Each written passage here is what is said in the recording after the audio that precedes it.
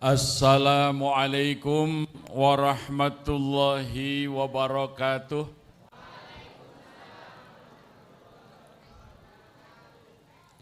Alhamdulillahilladzi arsala rasulahu bil huda wa dinil haqq liyudhhirahu 'alad dini kullih wa kafa billahi syahida.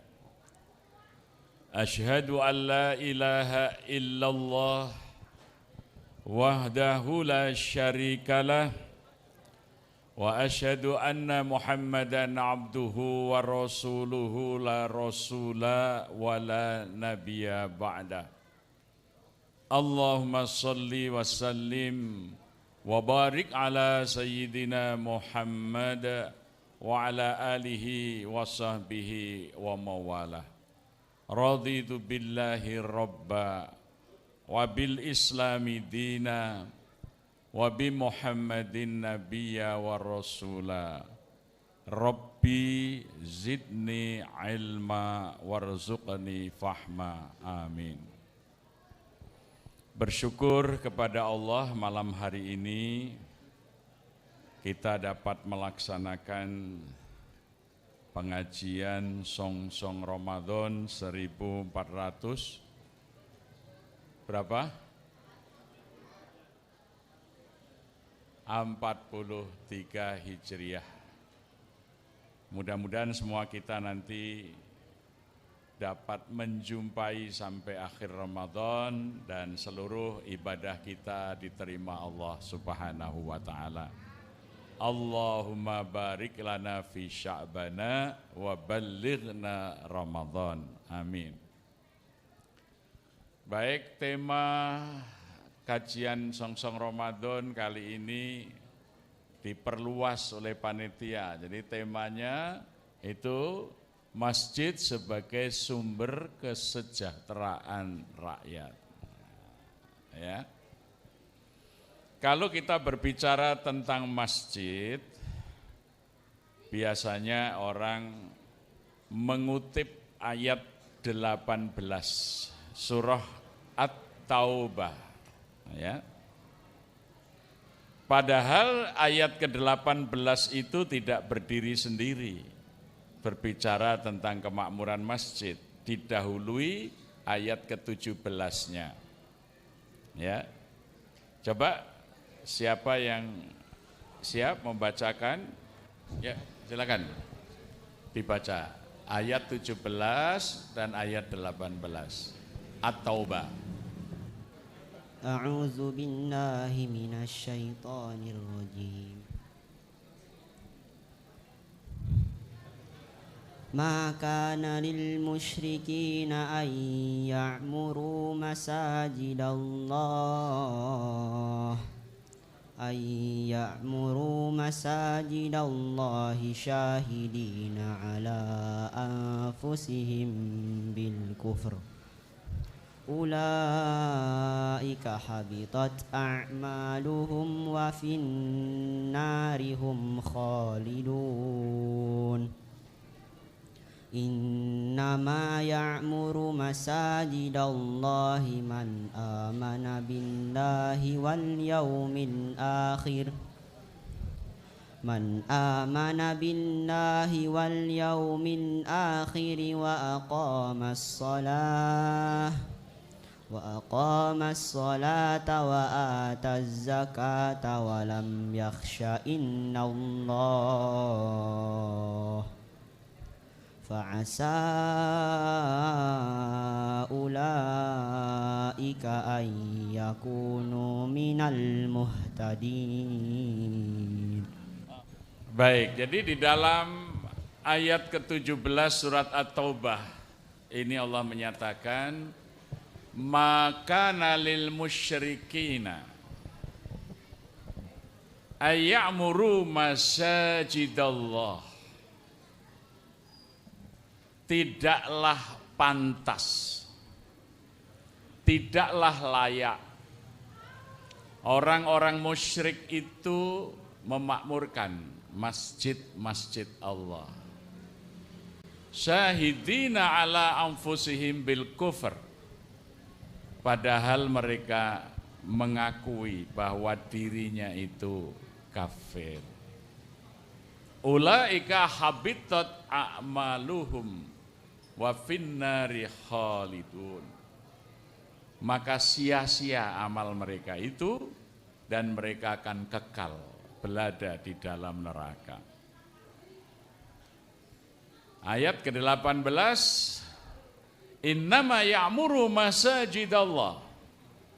Hanya saja yang bisa memakmurkan masjid Allah itu man amana billahil wal yaumil akhir. Adalah orang-orang yang beriman kepada Allah dan hari akhir. Wa aqamas shalah wa attaz zakah wa lam yakhsha illallah. Mereka menegakkan salat, menunaikan zakat dan tidak takut kecuali hanya kepada Allah.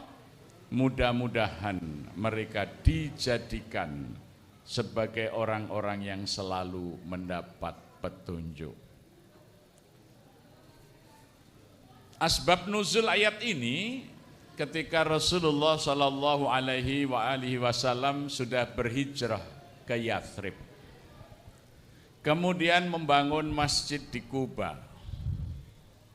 Masjidnya sederhana, ya sederhana saja masjid Kuba itu, hanya tanah yang dibatasi dengan pasangan batu, lantainya pasir, di bagian depan atapnya hanya anyaman dari pelepah kurma. Maka mendengar berita ini orang-orang kafir Quraisy, orang-orang musyrik mengatakan, kami lebih hebat di dalam memakmurkan masjid. Karena Masjidil Haram dibangun bagus di sekitar Ka'bah. Ya, bangunannya dari tembok, ada atapnya. Kemudian pelayanannya, kalau ada orang yang mau tawaf, mau sa'i, disediakan air minum. Kalau mereka tidak membawa pakaian ihram, dipinjami. Kalau mereka perlu tempat menginap oleh masyayikh, oleh para syekh-syekh, disediakan tempat menginap. Kalau mereka terancam dalam perjalanannya, mereka lindungi, ya. Maka mereka merasa lebih hebat dari orang-orang mukmin di dalam memakmurkan masjid. Tetapi Allah membantah. Allah menyatakan innama ya'muru masajidallah, hanya saja. Ini taksis. Ini disebut jumlah khobariyah yang menyebutkan sifatul lazimah. Ya. Bahwa hanya yang bisa memakmurkan masjid Allah itu orang yang beriman kepada Allah dan hari akhir. Karena memakmurkan masjid itu bukan ngurusi bangunan supaya bagus, ngurusi airnya tercukupi, ngurusi lantainya bersih, karpetnya wangi. Bukan itu memakmurkan masjid, bukan itu. Tapi memakmurkan masjid adalah aqimis shalah, menegakkan sholat. Artinya apa? Masjid itu menjadi tempat sholat berjamaah, bukan di rumah. Sholat berjamaah itu di masjid. Sehingga kewajiban dari takmir masjid itu adalah memobilisasi orang-orang itu supaya berjamaah ke masjid. Bukan sekedar merawat bangunan masjid. Kalau hanya itu orang kafir lebih pinter dari orang Islam. Ya, itu. Itu yang dikatakan dalam ayat ke-17 itu. Orang-orang kafir, orang musyrik itu lebih pinter. Kalau takmir masjid cuma ngurusi lantainya, ngurusi gedungnya, ngurusi lampunya, ngurusi airnya. Ini bukan memakmurkan masjid. Kalau memakmurkan masjid, takmirnya itu hanya ngurusi bangunannya, ngurusi pagernya, lantainya. Ya, kamar mandinya supaya bersih. Ini orang kafir lebih baik. Ini kata Allah dalam ayat ke-17. Itu pekerjaan orang kafir bisa, orang musyrik bisa itu. Maka di masjid sering dijadikan bahan candaan. Ya, kalau di masjid sendal hilang, di gereja sepatu enggak hilang kan gitu ya. Nah, artinya dalam mengurus keamanan saja kan gitu. Orang datang ke gereja rapi, pakai baju bersih, pakai ini kan gitu. Ya, dan lain sebagainya dan lain sebagainya. Ya. Jadi urusan memakmurkan masjid itu bukan urusan mengurus bangunan. Ya, sekali lagi bukan urusan mengurus bangunan. Karena kekeliruan ini luar biasa. Sampai masjid itu dikunci, takut kotor. Takut ada orang tidur di dalamnya. Bahkan masjidnya ditulisi dilarang tidur di masjid. Kurang ajar takmir yang seperti itu. Sama dengan orang kafir itu dalam mengurusi bangunan. Yang diurus bangunannya. Bukan itu memakmurkan masjid. Bukan itu. Makana lil musyrikina aya'muru masajidallah. Kalau soal itu orang musyrik lebih lihai. Lihat aja bangunan ibadah mereka lebih bagus-bagus. Arsitekturnya, coba orang Buddha Borobudur sampai sekarang kan. Dari batu yang begitu besar jadi salah satu keajaiban dunia. Orang-orang musyrik itu, coba lihat itu Candi Prambanan, ya. Bukan itu, takmir itu tidak ngurus itu. Itu diurus tapi bagian kecil saja. Yang menjadi fokus takmir masjid adalah aqimis sholah. Bagaimana masjid itu menjadi penuh di saat sholat ditegakkan. Ya. Orang berbondong-bondong datang ke masjid untuk sholat berjamaah, bukan bangunannya bagus sekali ketika sholat subuh cuma satu shaf. Itu bodoh takmirnya itu, nggak ngerti agama itu. Gitu loh. Takmirnya itu pikiran orang musyrik, bukan pikiran orang yang beriman kepada Allah dan Rasulnya. Karena yang dipikir hanya bangunan ini, karena kadang-kadang orang bicara kemakmuran masjid hanya ayat 18, padahal Allah menegaskan di ayat 17. Sehingga masjid itu bangga, oh karpet kita empuk, kamar mandi kita bersih. Oh bukan itu, bukan itu. Tapi ini lihatlah jamaah masjid itu banyak yang sholat berjamaah setiap 5 waktu. Itulah aqimis sholat. Kemudian yang kedua wa'atu zakah. Bagaimana masjid itu mengelola zakat? Dari meningkatkan jumlah muzaki. Jumlah orang yang membayar zakat. Jumlah perolehan zakat. Dan kemudian seberapa besar manfaat zakat bagi rakyat, sehingga rakyat yang menerima manfaat zakat itu kemudian memiliki loyalitas kepada masjid. Ya, ini Masjid Jogokarian ini tahun 2003, ketika kita merintis pendirian Baitul Mal, waktu itu jumlah muzakinya baru 19 orang. Zakat malnya yang terhimpun hanya 5 juta, 4 juta sampai 5 juta 1 tahun. 2021 itu sudah ada 659 muzaki yang bayar zakat. Zakat malnya mencapai 2,9 miliar. Ya. Ada progres. Kenapa? Karena masjid ini melakukan upaya-upaya pemberdayaan ekonomi jamaah. Jadi bukan infak masjid itu disimpan, nanti untuk bangun masjid lagi, bangun menara, ganti keramik. Cuma itu saja, itu orang musyrik lebih pinter dari orang mukmin. Bukan itu. Tapi bagaimana meningkatkan kunjungan jamaah 5 waktu ke masjid. Bagaimana masjid itu bisa memakmurkan masyarakatnya sehingga masyarakat bisa menjadi muzaki, setidaknya musaddiq, orang yang bersedekah. Ya, dulu tahun 2003 itu infak Jumat hanya 200.000 sekali Jumat. Sekarang bisa 15 sampai 18 juta per Jumat. Ya. Jadi itu yang harus menjadi perhatian masjid. Ya, sekarang ini banyak masjid bagus. Nah, infaknya hanya disimpan, besok untuk renovasi, besok untuk ini. Tetangga masjid enggak punya usaha, enggak punya modal, masjid enggak peduli.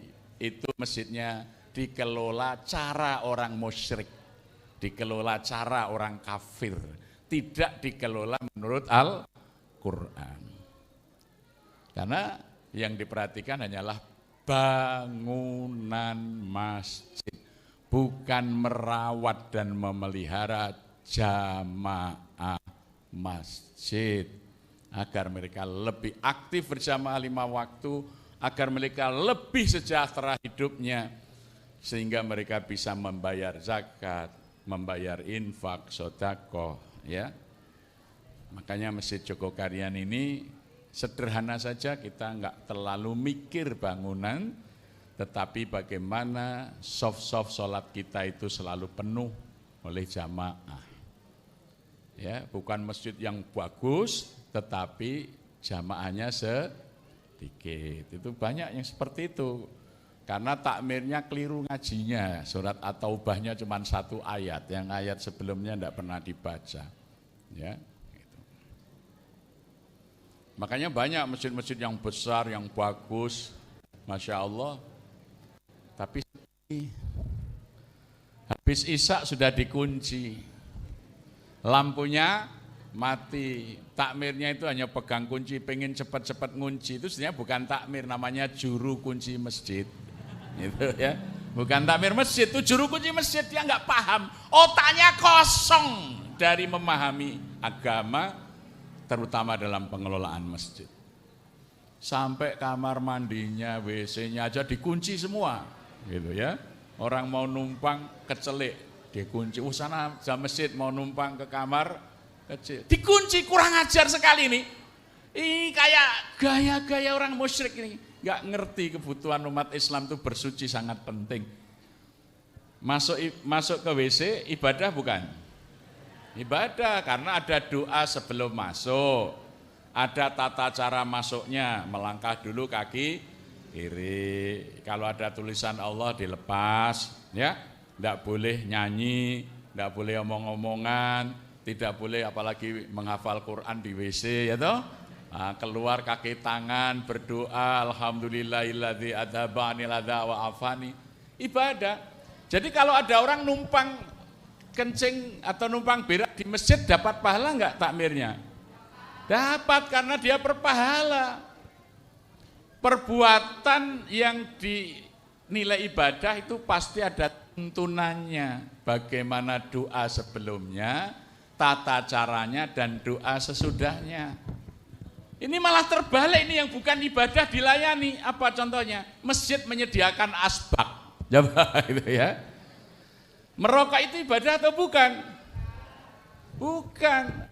Kalau ibadah, ada enggak doa sebelum merokok? Ada enggak doa sesudah merokok? Ada enggak kaifiahnya? Merokok itu memegangnya tangan kiri atau tangan kanan? Dinyalakan enggak? Nah, ini bukan ibadah. Lah kok malah masjid menyediakan fasilitas asbak? Ini kan enggak benar. Menyediakan WC boleh, orang cuma numpang kencing, numpang berak boleh, karena itu bagian dari ibadah, semua aktivitas. Tidur ibadah bukan? Ibadah, karena ada doa sebelum tidur, ada doa sesudah tidur, ada adab mau tidur, tangan kanan letakkan di pipi, kan gitu. Bismika Allahumma ahya, bismika amut, itu ibadah. Lah kok masjid kok ditulisi dilarang tidur, orang mau ibadah tidur di masjid loh. Malah yang tidak ibadah itu rokok, malah disediakan asbak. Ini kan tidak masuk akal ini, ya. Nah, ini contoh-contoh paling sederhana ketidakpahaman yang umum, namanya salah kaprah.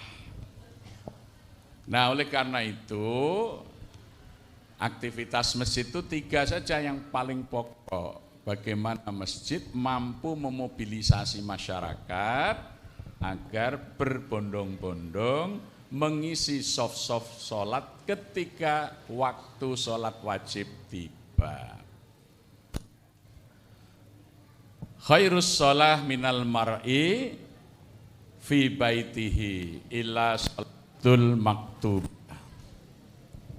Sholat yang paling baik bagi seseorang itu adalah sholat di rumah-rumah mereka, kecuali sholat yang diwajibkan. Jadi kalau sholat malam, sholat duha, ya, sholat hajat, tahajud dan lain sebagainya itu lebih baik dikerjakan di rumah, tetapi sholat wajib itu di masjid.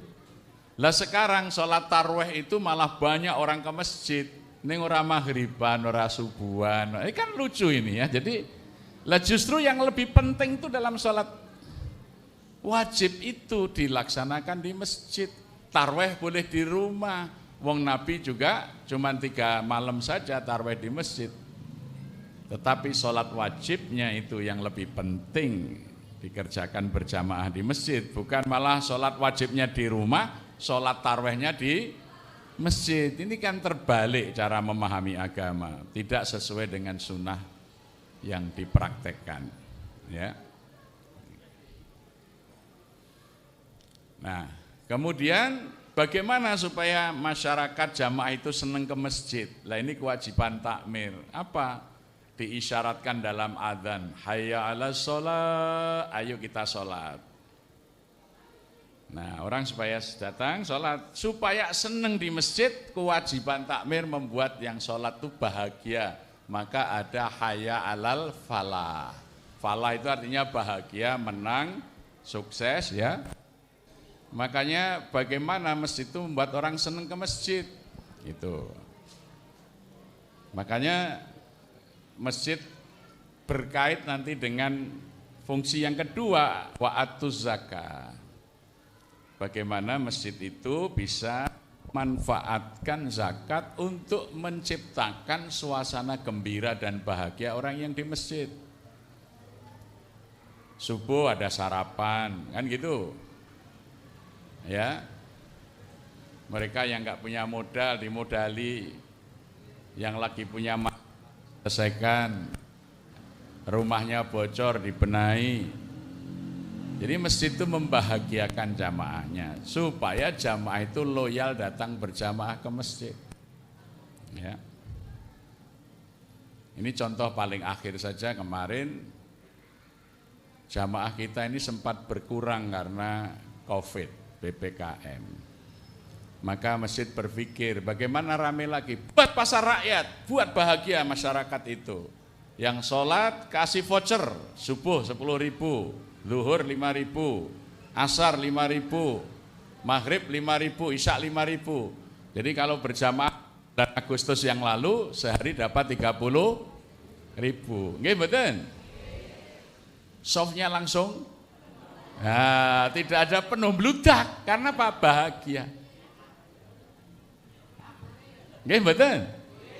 Yang jualan do sambat, Pak, kalau niku pun mau mangan paitan, nangane pare, mboten paitan maksudnya modal. Ya, modalnya saya kemakan karena dagangannya sepi. Maka UMKM diberi kesempatan jualan, yang beli siapa? Jamaah yang diberi voucher. Waktu itu saya tanya bendahara, kita punya uang berapa? Ya paling 3 bulan Pak habis, insya Allah enggak, saya bilang. Ya, awalnya dari sponsor dulu, ya ada Bu Jundan Harun, ada Pak Budi KL, ada ini jamaahku tak traktir blonjo gitu ya. Satu orang 10.000, kamu mau ngasih berapa lembar kan gitu. Nah setelah itu mulai uang masjid juga kita gunakan. ternyata ini sudah bulan ke-7 pasar rakyat, duitnya enggak jadi habis.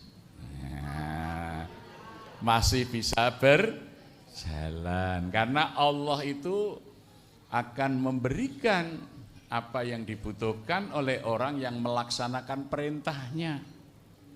Lawang pemerintah saja itu kalau memberi SK mengangkat pegawai, maka yang dikasih SK itu dapat gaji, dapat sarana pekerjaannya. Tentu Allah lebih dari itu ya. Jadi jangan pernah khawatir. Ya. Jadi sampai hari ini dulu berapa Pak Hantiar UMKM kita yang ikut jualan di awal itu Agustus cuma berapa? 12 pedagang, sekarang berapa? 48. Nah, jadi akhirnya yang jualan tambah banyak ya. Dulu omsetnya cuma berapa? Jam 5 sampai setengah 8. Mana Buana Gudeg mana ada enggak ini? Nah, pinten Buana tak niki omset. Ya alhamdulillah meningkat betul. Ya alhamdulillah itu sampai tiap kalau lihat saya di situ ditawani sarapan nih saya itu. Ya. Nah, enggak artinya kita merasakan ada kebahagiaan orang-orang yang datang ke masjid itu. Nah, itulah sebenarnya al-falah. Hayya 'alas shalah, hayya 'alal falah. Aja nganti jenenge masjid al-falah malah nek mlebu do susah. Gitu ya. Jangan sampai terjadi gitu ya. Yaitu pengurus masjid itu jangan hanya mikir uangnya masjid tuh nanti bangun ini bangun, enggak, bahagiakan jamaahnya. Nanti gampang itu yang lain. Nah, itu. Kemudian jangan sampai ada orang susah. Hindarkan kesusahan masyarakat. Ada yang meninggal, tidak punya biaya penguburan, tuh ada kotak infak di situ kita bantu, ya. Ada yang mau buka usaha, modalnya tidak ada, kita bantu dan lain sebagainya. Itulah memakmurkan masjid itu sehingga ukurannya jamaah sholatnya banyak, ya. Yang kedua, jumlah pembayar dan nilai zakat yang dikumpulkan banyak. Dan yang ketiga, semakin banyak menyelesaikan problem masyarakat. Jadi orang masjid itu harus cerdas ya. Nah, karena sekarang ini banyak orang tidak cerdas. Wong orang minta yang diturunkan itu harga gula, harga sembako, harga minyak goreng, malah yang diturunkan volume suara adzan kan. Enggak paham itu dengan apa yang dimaui ya. Ini.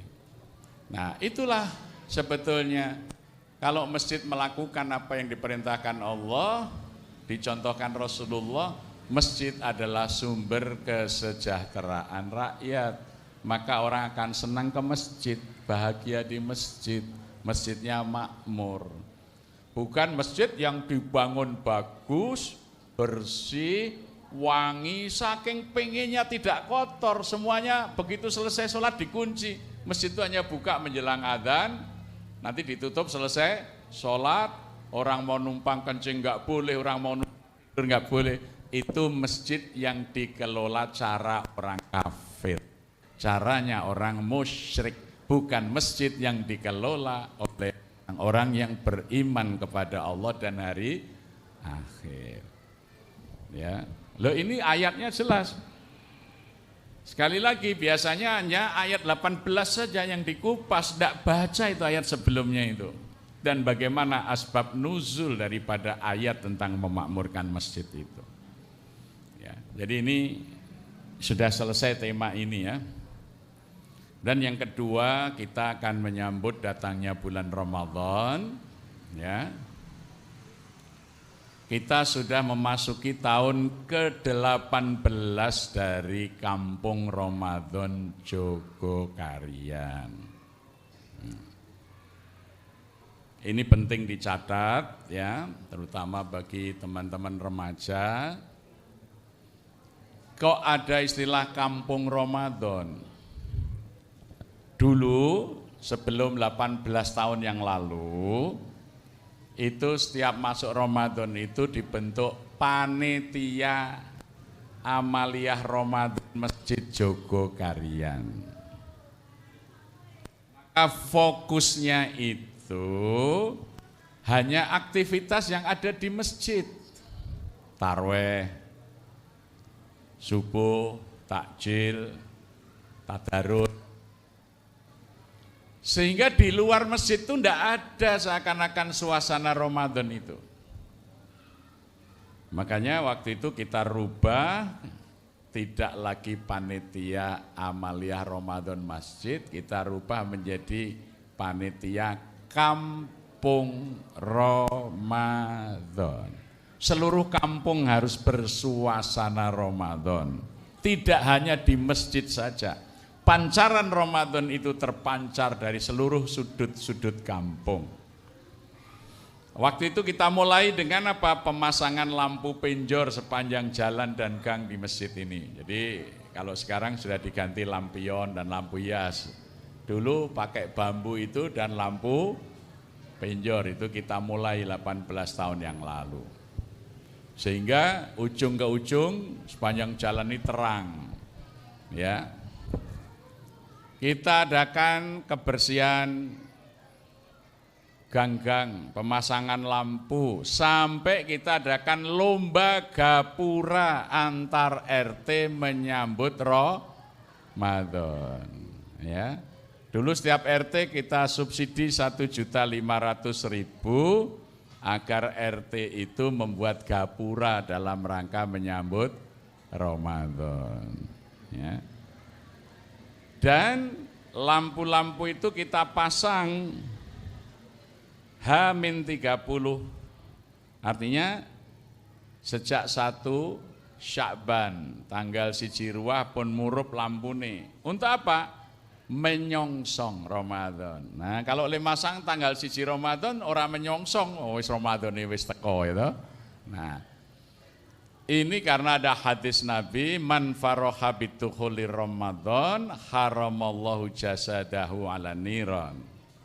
Barang siapa yang berbahagia dengan kedatangan Ramadan itu, maka diharamkan jasadnya dari disentuh api neraka. Maka kalau orang-orang tua dahulu itu mengajari kita menyambut Ramadan itu dengan gembira. Ya. Jadi dulu di masjid ini maupun sebelum ada masjid ya, pengajian di Langgar atau di rumahnya Pak Haji Jazuri di sana itu, kalau sudah bulan Ruwah itu sudah gembira anak-anak, sudah nyanyi terus tiap maghrib isya itu apa? Iki sasi Ruwah nuli sasi poso, kewajiban kita kudu poso, sesasi lawase ora mangan ngombe, esok tekan sore sak rampunge. Nah, anak-anak gembira iki arep poso sekolah prei. Apa? Terus do nego remping gawe long bumbung. Blung. Wah, meriah itu. Nah, gembira. Ya. Yang tua-tua mulai buat ting. Nah, anak sekarang enggak ngerti ting. Bambu itu ros sama ros dipotong, kasih lubang-lubang, kasih namanya apa? Kaling. Kaling itu wadah sumbu ya. Taruh dinyalakan di gang-gang itu. Jadi nuansa gembira menyambut Ramadan itu dilakukan. Sekarang ini banyak sekali masjid mau Ramadan belum ada apa-apa. Tidak tergambar ada kebahagiaan di bulan Ramadan. Ya. Malah ono sing sambat, "Bu, wis meh posone ya. Cepet banget ya," gitu ya. Gitu, ya. Jadi kita itu dahulu menyambut Ramadan itu gembira sekali. Apalagi ada takjilan tuh, saya sama Pak Furkoni bakmi itu coba. Wah, badi takjil tuh no tarweh katanya. Ya, itu ada kegembiraan. Dan itu diajarkan, kegembiraan menyongsong Ramadan itu adalah bukti keimanan. Karena orang yang mukmin senang ini akan datang bulan penghapusan dosa, bulan barokah, bulan Al-Quran. Ini disambut. Ya. Karena saya itu iri itu. Datang ke desa di Gunung Kidul sana, namanya Jepitu, di Rongkop sana. itu bulan November, belum habis. Saya mau membantu pembangunan masjid. Kebetulan Pak Sekdesnya, Pak Careknya itu non-muslim. Tapi dia juga panitia pembangunan kalau di desa begitu ya. Kita disinggahkan di rumahnya. Masuk rumah itu sudah ada pohon Natal, pakai kelap-kelip lampu itu. Anaknya yang kecil sudah bisa nyanyi itu. Pohon terang, sungguh indah sinarmu, nyala lilinmu yang terus membuat bayangan lurus. Ya, gembira ada pohon terang. Toko-toko sudah mulai masang apa? Gambar Santa Claus. SPG sudah mulai pakai topi Sinterklas ya. Lah kita ini mau Ramadan masjid gak ada apa-apanya, ini gimana? Padahal hadisnya menyambut gembira itu ada. Nah maka saat itu ayo kita kembalikan suasana bahagia dengan datangnya Ramadan. Maka setidaknya sebelum Ramadan itu kampung kita hias. Waktu itu kita adakan juga lomba menghias rumah, lomba membuat lampion Ramadan, sehingga sudut-sudut kampung, rumah-rumah itu ada lampion menyambut Ramadan, rumahnya bersih, ya.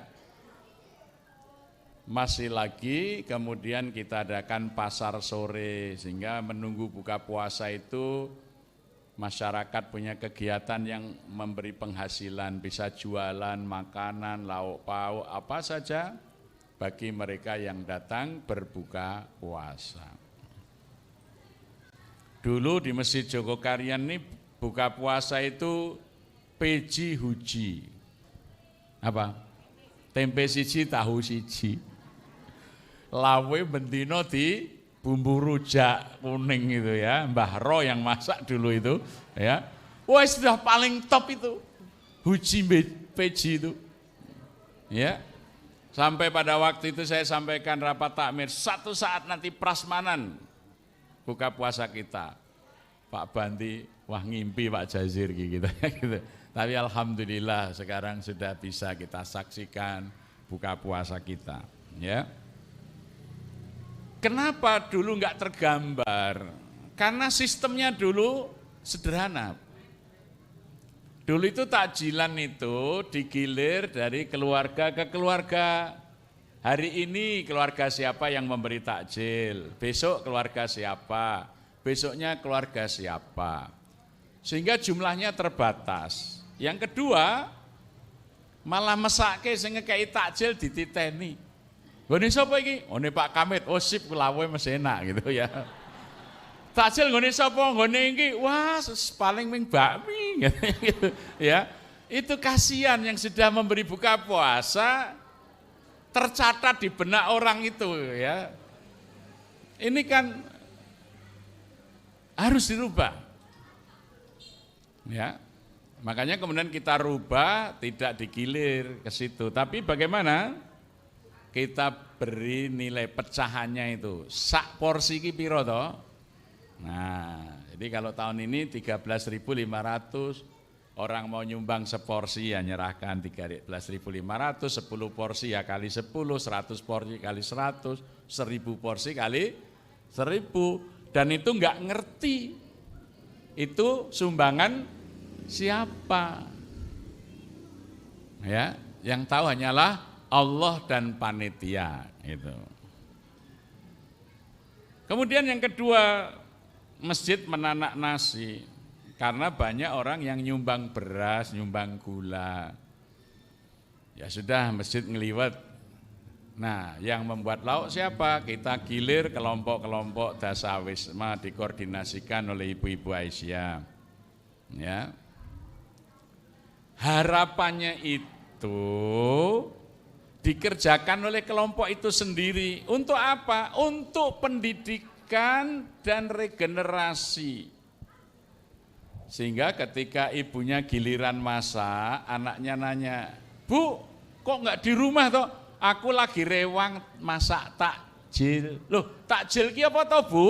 Nah, takjil itu memberi buka puasa untuk yang berpuasa. Lah kok ndak melu? Wah, dijelaskan pahalanya seperti kalau pengajian. Ini namanya proses edukasi antar generasi. Aning nek terus dipesenke ngene Mbak Bat. Ora ono itu, ndak jalan proses komunikasinya itu. Lah wong ibune tetep nang omah kok ora rewang kok. Gitu ya. Ini saya mohon ibu-ibu ini jangan hanya lihat praktisnya, lihat ini loh. Pengaruhnya besar. Dari anak-anak kecilnya itu sudah mulai mikir, oh ya besok saya mau ngasih takjil kan ya, kalau punya uang. Itu edukasi itu lebih penting. Bukan soal masjid membagi pekerjaan, bukan itu. Tapi ini dakwah lintas generasi. Kalau kemudian cuma diorderkan ke catering, lah mbok wis masjid pesen catering gitu. Bukan itu maksudnya itu. Supaya ibu-ibu itu melu mikir. Dan anak-anak sudah mulai terpapar pikirannya itu tentang keutamaannya memberi buka puasa. Kenapa pakai piring kok tidak box saja praktis? Dakwah itu bukan soal praktik, soal keterlibatan semakin banyak orang. Nek kerdus ra ono sing asa-asa. Padahal bagian asa-asa gelas piring ini jumlahnya lebih dari 40 orang. Dan itu tiap hari ke masjid kemudian. Ini pelibatan yang luar biasa. Jadi orang masjid nggak berpikir hanya praktis. Kalau praktis ya sudah order aja pakai box ke catering mana, selesai. Tapi ini dakwah. Nah ini yang harus saya ingatkan, jangan sampai pemikiran ini berkembang. Wah malah penak kados wingi to Pak nganggo kerdus. Ya. Kemarin pakai kerdus karena lagi ada pandemi ya, itu. Pandemi kemarin pun yang datang buka puasa masih ribuan, padahal sudah dicegat di mana-mana ya, tetap masuk ke sini. Karena suasana berbuka puasa di Jogokarian ini sangat spesifik karena berkahnya banyak karena makan bersama-sama itu. Nah, jadi itulah pola pengelolaan takjil di sini. Dan itu bertahap ya, kalau waktu saya kecil dulu memang beras itu mahal, pada saat itu masa peralihan dari orde lama ke orde baru. Jadi takjil itu istimewa kalau nasi, jadi ya yang tiap hari nasi itu waktu itu Masjid Danunegaran itu. Masjid Danunegaran itu 10 tahun lebih dulu dari Masjid Jogokarian, di sana sudah tahun 57. Ini baru 67 mulai dipakai. Jadi remaja kita ini takjil dong luruk neng Danu waktu itu. Sana ada tokoh Pak Haji Tuwaihon ya, ada tokoh juragan yang bisa nyponsori. Kalau di sini nanya dulu, iki takjile bukane roti apa sego? Jangan bayangkan roti yang enak, roti paling enak itu namanya roti kulmbeng. Bentuknya kaya kijing, nek le ngombe kurang kesereten. Itu ada kacangnya 2, itu masih paling enak, nanti di bawahnya itu roti tekek. Oh, anak sekarang mungkin nggak ingat roti tekek itu ya. Itu kayak roti manis ning dawa terus ada titil-titilnya kayak tekek itu, roti tekek. Jadi kalau mau takjil nanya, itor apa oges? Nah, zaman dulu zaman walian, itor itu roti, oges ki sego gitu ya. Jadi ya, takjilnya apa? Itor, wes neng omah wae engko. Nah, gitu. Apa oges? Wah, udah penuh masjid ini. Padahal lauknya itu apa? Oseng-oseng kates. Loh, coba. Ditempelangi itu pakai bungkus ya gitu. Itu kalau sudah lihat Pak Jono, sudah almarhum sekarang ya, putranya Pak Raden itu nggawa bagor, jupuk dari keluarga mana, isine sego tempelangan. Oges. Wah, semangat itu ya. Kata Pak Furkoni sekarang pertanyaannya bukan itu. iki ayam po sapi gitu ya. Jadi kalau sekarang ini bukan roti po sego, ayam apa sapi gitu ya. Jadi ini ayam terus ya. Jadi itu perkembangannya. Dari yang tadinya cuman puluhan, sekarang bisa ribuan sampai 3.500 piring.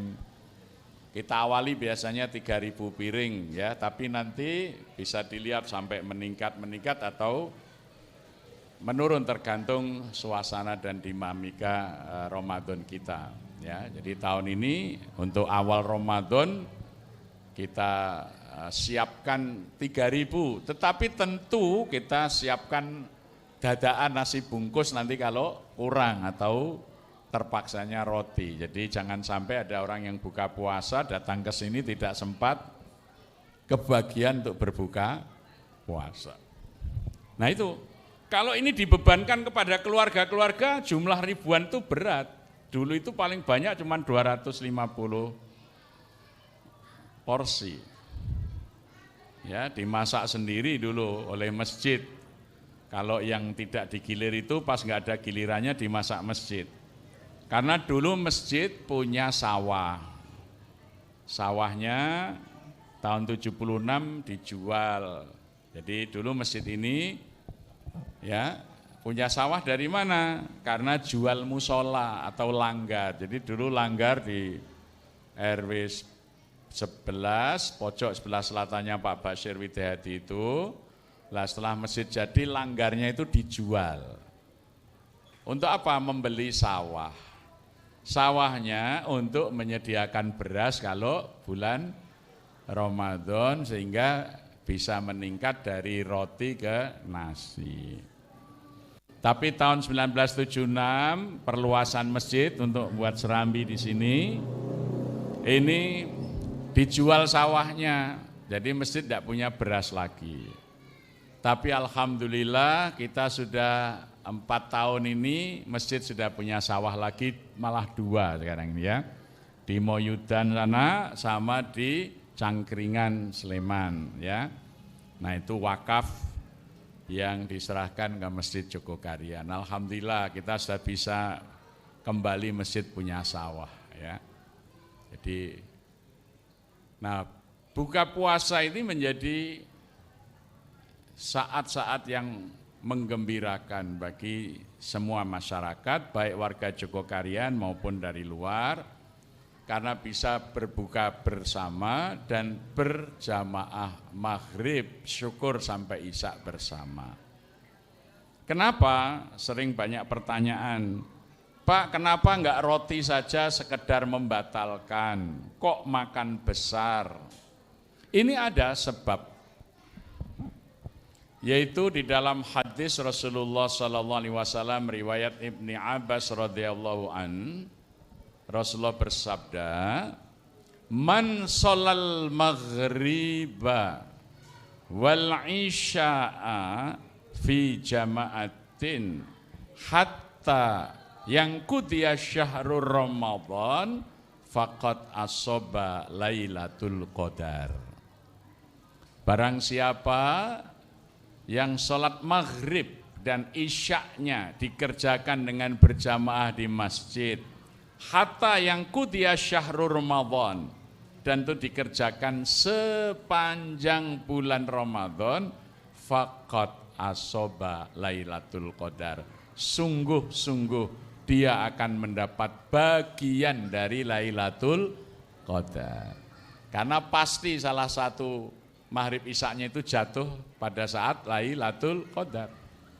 Bagaimana ibu-ibu yang ketika itu kemudian harus putus karena haid atau karena nifas?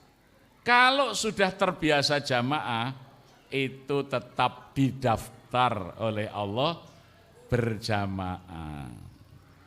Karena di dalam surat At-Tin Allah menjelaskan, "Tsumma radadnahu asfala safilin illal ladzina amanu wa 'amilus solihati falahum ajrun ghairu mamnun." Ya. Ya, kemudian manusia itu bisa terlempar dari keadaan yang baik menjadi asfala safilin, serendah-rendah makhluk. Misalnya yang tadinya sehat, gagah, terus sakit nggak bisa ke masjid. Karena tua, nggak bisa ke masjid. Tetapi ketika dalam keadaan segar, bugar, sehat walafiat dia berjamaah, maka ilal ladzina amanu wa amilus solihati, bagi orang yang beriman dan beramal soleh, ya, itu apa? Falahum ajarun ghairu mamnun. Pahala mereka tidak diputus sekalipun sudah tidak bisa mengerjakan, ya. Ini kita baca dalam tafsir hadis yang menjelaskan tentang ayat itu, ilal ladzina amanu wa amilus solihati wa tawasau bil haqqi wa tawasau bis sabr. Ketika sehat, duit banyak, suka sedekah. Ketika enggak punya duit, tetap dicatat kebiasaan sedekah ini, dia dapat pahala sedekah. Ya. Biasanya berjamaah tapi sakit, enggak bisa ke masjid, maka dicatat falahum ajrun ghairu mamnun. Ya, jadi mumpung sehat biasakan. Nah, maka di bulan Ramadan itu usahakan kita ini berjamaah sholat maghrib dan isya di masjid. Supaya apa? Faqad asobba Lailatul Qadar, dapat bagian Lailatul Qadar. Lailatul Qadri khairum min alfi syahr. Karena kalau dapat Lailatul Qadar itu amalan kita, misalnya jamaah maghrib dan isya ini dicatat, kita itu sholat maghrib dan isya berjamaah di masjid terus menerus selama 1000 bulan, lebih kurang 83 tahun. Masya Allah, luar biasa. Makanya kalau nanti hanya pakai box, ya seperti yang kemarin itu, akhirnya apa? Drive thru, orang datang ngambil box pergi, nggak jamaah maghrib, nggak jamaah isya, kan rugi itu, ya. Kalau pakai piring kan mau bawa susah itu, ya. Maka dimakan di sini, sholatnya bisa berjamaah di sini. Ini program kita ini ada dalil-dalil yang melatar belakangi, bukan soal teknis berbuka puasa, bukan, ya. Maka kalau tidak menghayati sejarah perkembangan kegiatan masjid ini, maunya oh sudah Pak praktis saja pakai dus, lebih enak itu. Ya, nanti sediakan di jalan, orang lewat ngambil pergi. Lah di mana kita ingin menciptakan masyarakat yang mendapatkan Lailatul Qadar kalau mereka ambil pergi? Karena kita ingin man sholal maghriba wal isya'a fi jama'atin, ya itu. Hatta yang kudiya syahrul Ramadan faqad asobba Lailatul Qadar, ya. Ini tolong panitia ini besok kalau dipanggil Pak Camat disuruh pakai box, bilang ini tidak bisa pakai box itu ketika sangat darurat.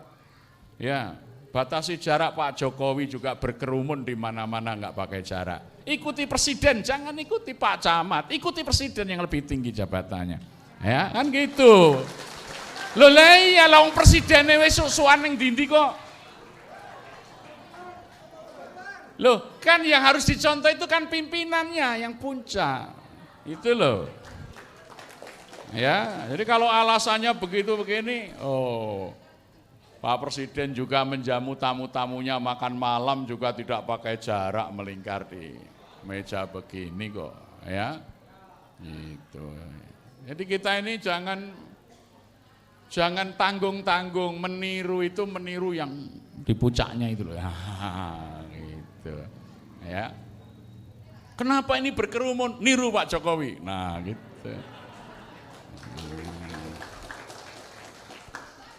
Jadi ini karena kita punya latar belakang, kenapa pakai piring, kenapa makan besar.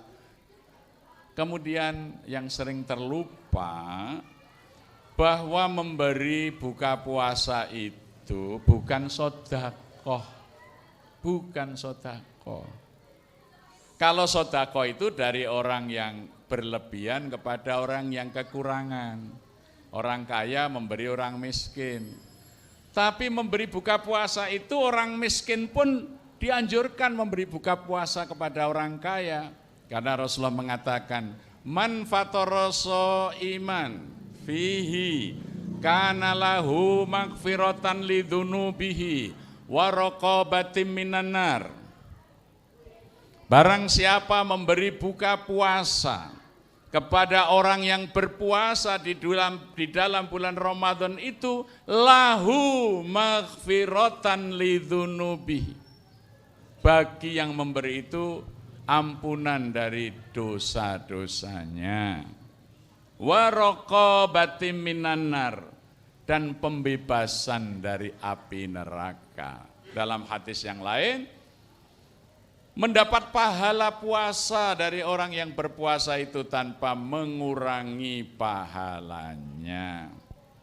Pada saat Nabi menyampaikan hadis itu, seorang sahabat protes, "Ya Rasulullah, beruntung sekali orang kaya, dia bisa memberi buka puasa kepada orang-orang miskin. Bagaimana kami orang-orang miskin ini?" Nabi mengatakan, "Ambillah kebaikan ini. Sekalipun kamu hanya memberi buka puasa itu, walau syurbatin ma'in, kamu menyuguhkan seteguk air putih." Jadi misalnya ini air putih tapi ini teh ya, bismillah.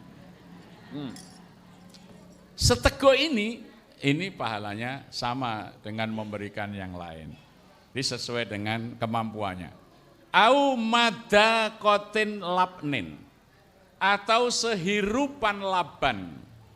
Laban itu susu onta yang sudah diawetkan, sudah kecut tuh, yogurt ya, atau kefir. Kalau orang Minang menyebut dadeh gitu ya. Jadi yang sudah difermentasi, diawetkan. Mada kotin labnin, ada orang puasa kasih sehirupan aja, nah itu sudah pahalanya sama. Atau sebutir kurma yang kecil, ya itu beri. Nah, jadi tidak harus orang kaya dengan memberikan daging, memberikan makanan yang enak. Orang miskin juga disuruh memberi buka puasa sekalipun syurbatin ma'in au madakotin labnin au tamrotin. Yang makan boleh orang kaya, boleh orang miskin. Ya alhamdulillah di sini ini sudah difahami sehingga ribuan orang tiap hari kaya miskin semuanya berbuka puasa, saling memberi buka puasa, itulah ya. Karena banyak di tempat lain itu dianggap sodako, sehingga ada orang kaya mau buka puasa, loh itu jatahnya orang miskin, saya nggak boleh. Dia tidak datang ke masjid, buka puasa di rumah, tidak berjamaah maghrib, dia rugi, ya ini. Ya, maka di sini sudah orang kaya, orang miskin, semuanya bersama-sama berbuka puasa, saling memberi buka puasa. Karena memberi buka puasa itu di atas sodakoh, nilainya ini ta'zimul lisso'im, memuliakan orang yang berpuasa. Ini dulu kami rubah, ya pemahaman ini, karena dulu seakan-akan sodakoh, jadi akhirnya apa? Sing disuguhi ramutu itu. Terus sing ceko ming cah cilik-cilik. Masjid-masjid itu sering begitu, yang buka puasa siapa? Anak-anak kecil atau orang miskin. Ya. Karena fahamnya itu dianggap sodako, bukan sodako, lebih baik daripada sodako, jauh lebih baik daripada sodako. Ini hanya ditemukan amal ini dalam bulan Ramadan. Di luar Ramadan tidak ada amal yang ini. Ini rugi kalau tidak mengamalkan. Ini harus dibongkar pemahaman yang tidak tepat ini. Saya juga baru terkejut ketika tahun 93 itu, ya, nggak apa-apa biasa di sini gelas 5.000 tinggal 2.500 kok kemarin dihitung, ya, jadi biasa itu gelas pecah, ya. Lanjut ya, tahun 93 itu saya dan beberapa jamaah di sini umroh Ramadan, ada Pak Hamid dan lain-lain. Kita tiba di Madinah, karena landing langsung di Madinah, sudah menjelang maghrib. Maka setelah naruh koper di hotel, bersih-bersih badan langsung ke masjid. Kita kaget begitu kita masuk, Halaman masjid itu kita sudah didatangi anak-anak kecil bawa parfum, diolesi badan kita dengan parfum. Awalnya saya kira jualan parfum, ternyata dia lari lagi kembali ke masjid. Begitu masuk masjid, tangan saya dipegang, orang didudukkan. Masjid Nabawi itu karpetnya ditutupi dengan plastik transparan, di situ ditumpahkan makanan-makanan yang enak. Dari rutop, kurma segar, buah, sampai dengan es krim, nasi mandi, nasi bukhori, nasi biryani, paha kambing itu utuh-utuh itu banyak, kayak gunung-gunung kecil itu. Begitu adzan, saya disuapi dengan rutop, kurma segar itu, kasih minuman, habis minum zam-zam, suruh makan, ya di talam itu tableki pupu kambing. Blek kalau di sini ngguwong 10, di sana orang 1 ya. Masya Allah. Habis makan itu mau maghrib, setelah itu dibersihkan semua, qomat. Saya berdiri ini, saku saya dikasih uang. Maka ketika takbir Allahu Akbar, terpaksa saya batalkan dulu lihat uang berapa. Timbang ganggu pikiran itu ya. Waktu itu dikasih $200, saya kaget nih, apa ini uang apa ya? Maka selesai sholat saya temui tadi orangnya, kamu kok ngasih saya uang? Dia cerita, kamu lihat tuh anak-anak tadi, ya itu anak-anak kami itu rombongan dari Dubai, Ramadan tuh kami cuti ke sini, untuk apa? Mencari orang yang mau makan buka puasa kami. Jadi kami datang nyiapkan. Jadi di sana itu orang berburu siapa yang berpuasa supaya makan buka puasa, rebutan untuk melayani orang yang berpuasa. Di sini kan sebaliknya. Berburu buka puasa. Lah kemudian dia membacakan hadis tadi, ini loh keutamaan memberi buka puasa. Maka pulang dari umroh, di sini waktu itu saya wakil ketua takmir, maka kita usulkan dirubah pandangan ini, kembalikan kepada ini. Maka mari kita upayakan menjadi suasana yang lebih cemara. Nah, maka mulai ada perubahan, siapa yang memberi buka tidak lagi keluarga-keluarga, mulai semuanya berpartisipasi. Terus meningkat sampai sekarang ini bisa 3.000 sampai 3.500 piring per hari. Ya, tapi harus ada perubahan pemahamannya dulu. Kalau itu dianggap sedekah, nanti orang kaya nggak mau berbuka puasa di masjid, dianggap itu bukan haknya, itu hanya orang miskin. Ya, yang datang orang-orang miskin sama anak-anak saja. Itu sama di masjid-masjid banyak masih pemahaman yang keliru seperti itu masih banyak ya. Dianggap sedekah. Kemudian sedekah ya sekedarnya, akhirnya buka puasa itu ya sekedarnya gitu ya. Itu di masjid-masjid itu saanane yang penting batalke. Lah itu karena tidak memahami bahwa ini bukan sedekah. Ini jauh di atas sedekah, lebih mulia dari sedekah. Ini adalah ta'dzimul shaim. Dan kalau kita memberi buka puasa dan kebetulan yang memakan itu orang yang puasanya bagus, sempurna, kita itu dapat pahala puasa. Mungkin puasa kita tidak sempurna, ada orang yang memakan buka puasa yang kita sediakan, puasanya sempurna. Dia bisa menjaga lisan, menjaga matanya, menjaga perbuatannya. Kita ini puasa tapi masih menggunjing, puasa tapi masih pelerak-pelirik, itu puasa masih begini, mungkin kurang sempurna puasa kita.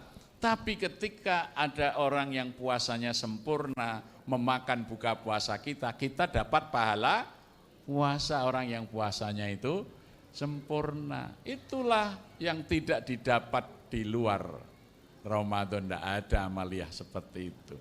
Padahal orang yang berpuasa Ramadan itu besok mau masuk surga disediakan pintu khusus namanya Ar-Royan, ya, bukan putranya Mas Weli loh ya, Ar-Royan ya.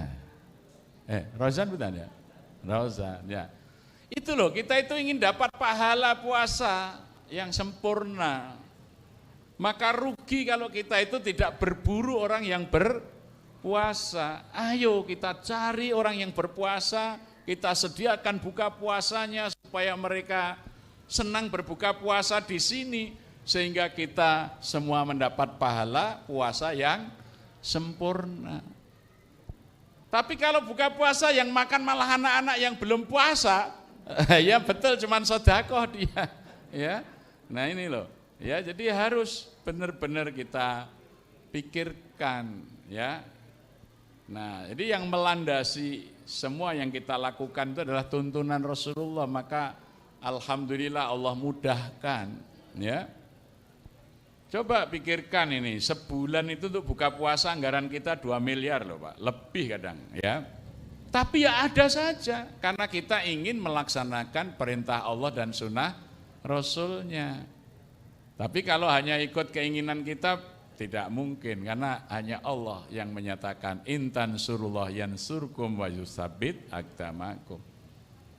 Joko kalian bisa karena apa? Karena kita mengikuti Allah dan Rasulnya. Yang kita lakukan amalan itu ada tuntunannya, bukan ngarang sendiri. Bukan pakai kerdus supaya efektif. Bukan ini, bukan itu cara berpikir ngurus takjilan. Bagaimana sebaik-baiknya semua di antara kita saling memberi buka puasa agar dapat pahala puasa yang sempurna. Itu latar belakangnya, ya. Tanpa semangat ini sulit menggerakkan, karena orang masih menganggap sedekah saja, ya sedekah ya seadanya, ya. Nah ini yang harus terus kita wariskan. Jangan nanti hilang ini ruhnya itu, hanya ditiru aktivitasnya, ruhnya hilang, nanti surut, pasti surut. Seperti manusia tanpa ruh itu nanti jadi bangkai, ya mati lama-lama hilang, pasti begitu. Ya, makanya selalu kita adakan pengajian song-song Ramadan, bukan pengajian menjelang bukan Ramadan, tidak memahamkan bagaimana amaliyah Ramadan kita praktekkan di masjid ini. Itu fungsinya pengajian song-song Ramadan itu. Supaya antara tuntunan dan praktek pengamalannya di masjid ini sejalan. Ya, itu. Baik, saya kira ini terakhir di akhir bulan Ramadan kita membayar zakat fitrah, dan kalau zakat mal tidak harus Ramadan ya, itu pokoknya haulnya 1 tahun. Tapi zakat fitrah itu khusus diamalkan di akhir Ramadan. Ya. Membayar zakat fitrah itu adalah mensucikan jiwa kita. Namanya disebut zakatun nafas, zakat jiwa. Termasuk bayi itu wajib kita zakati. Ya, kalau kita punya anak bayi, anak kecil, kita bayar zakatnya, jiwanya, karena bukan hartanya yang dihitung, bukan zakat mal, tapi zakat nafas. Kalau di rumah kita ada berapa jiwa, suami, istri, anak-anaknya, kalau masih ada mbahnya, ada pembantunya, semua dibayari zakat fitrahnya yang menjadi tanggungannya itu. Nah, zakat fitrah pada masa Nabi itu dibayar dengan makanan pokok setempat. Jadi kalau Nabi itu membayar dengan kurma 1 sok. 1 sok itu 4 mud. 1 mud itu 7,5 on. Jadi kira-kira berapa? 3 kilogram, ya. Tapi ada mud yang kecil 2,5 kilogram, ya. Sebaiknya kita upayakan melebihi. Ya kalau nanti lebih kan jadi tambahan pahala. Tapi kalau kurang kan menjadi tidak sempurna, ya. Karena 1 mud itu sebenarnya 7,5 on. Padahal 1 sok itu 4 mud. 7,5 kali 4 berapa? 30 kan, dari 3 kilogram gitu, ya. 7,5 on kali 4. Kemudian yang kedua, kalau dia membayar dengan anggur yang dikeringkan. Kalau di orang Arab itu anggur itu dikeringkan sampai kecil-kecil itu hanya 1/2 sok. Berapa berarti? 1,5 kilo. Karena nilainya jauh lebih mahal daripada kurma. Kalau tepung sama, yaitu 1 sok. Nah sekarang problemnya kalau bayar dengan uang. Yang paling baik zakat fitrah itu dibayarkan dalam bentuk makanan pokok kita. Kalau kita makan nasi, ya bayar zakatnya beras. Timbang beras itu minimal 2,5 kg, syukur dilebihkan per jiwa. Tadi kalau mau ikut mut yang 7,5 on berarti 3 kilo. Bawa beras itu serahkan ke panitia di masjid atau langsung diserahkan kepada fakir miskin. Tetapi kalau kita mau bayar uang, diniatkan membeli beras, maka harus ada akadnya kepada panitia. Mas, saya mau bayar zakat fitrah berupa beras, minta tolong uang saya ini dibelikan beras. Itu boleh, nilainya 1 sa atau 2,5 kg sampai 3 kg per jiwa. Tapi kalau bayar zakat fitrah uang tanpa akad, ini tolong dibelikan beras, standar pembayaran zakat fitrah berupa uang itu adalah seharga kurma, bukan seharga beras. Jadi 2,5 kg atau 3 kg kurma, kurma yang paling jelek itu tahun kemarin itu 20.000. Berarti bayarnya berapa?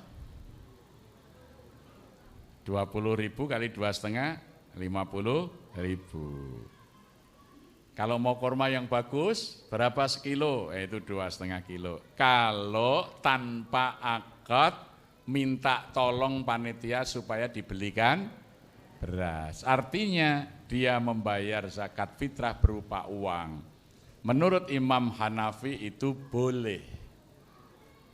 Kalau perlu, nanti panitia enggak usah membelikan beras, kalau memang dia bayar uang, dikasih kantong, kasih uangnya itu langsung ke fakir miskin, boleh.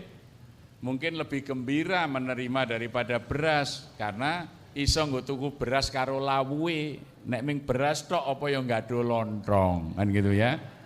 Nah, tapi bukan senilai 2,5 kg beras, tapi senilai 2,5 kg kurma. Nah ini, karena yang membolehkan zakat mal berupa uang adalah Imam Hanafi. Imam yang lain tidak membolehkan. Tetapi Imam Hanafi itu mensyaratkan ukurannya harga kurma, bukan ukuran harga yang lain. Jadi jangan mengikut madhab itu, nggak ada dasarnya, ya.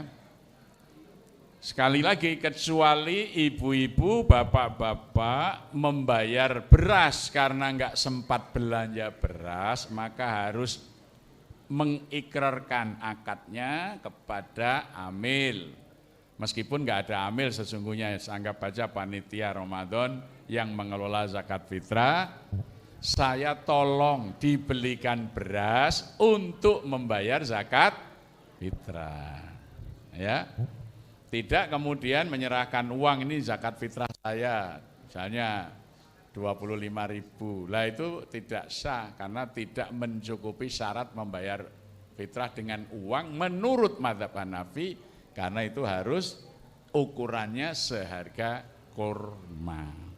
Kalau mau seharga beras harus minta tolong, karena imam yang lain makanan pokok tidak uang, ya. Maka itu diikrarkan, minta tolong diberikan beras, ya gitu ya. Nah ini supaya ibadah kita sempurna, ya. Lah kok harus ada akad? Lah iya, akad itu yang paling menentukan. Misalnya laki-laki perempuan sudah resepsi, ya. Sudah resepsi, didandani, disandingkan, tapi tidak ada akad, tidak ada ijab kabul, ya itu enggak sah kawinnya.